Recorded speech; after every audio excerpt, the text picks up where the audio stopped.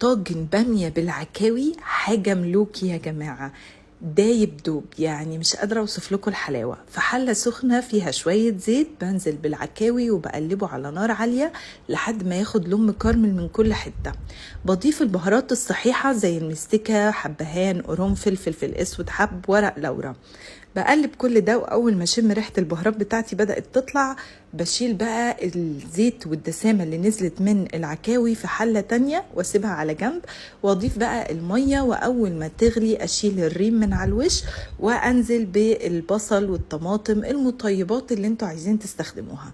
نهدي النار ونسيبها تستوي. نرجع بقى للحله اللي خدنا فيها الزيت اللي نزل من العكاوي، نضيف عليها السمن البلدي ونشوح فيها البصل المفروم.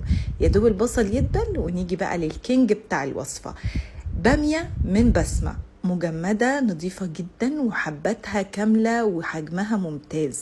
قلبتها لحد ما بدأت تاخد لون كده، وبعد كده نزلت عليها بعصير الطماطم الفريش من غير ما اصفيه. بيطلع لون التسبيكة بتاعتي خطير ومن غير ما احتاج احط صلصة. سبتها على نار هادية اتسبكت، والعكاوي بتاعي زبطت الملح، وبعد كده بقى نقلته على البامية واخدت شوية من المرقة. ما تخلوهاش مرقة، يعني سيبوها تقيلة كده عشان تعرفوا تغمسوها.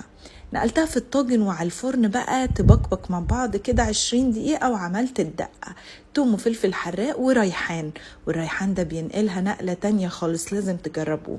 قلتها في سمن بلدي ونزلت بيها على وش الطاجن بتاعي وهو طالع سخن بيبقبق، ودوقولي الجمال والحلاوة. وبس كده، هستنى تجربوها وتقولولي رأيكم.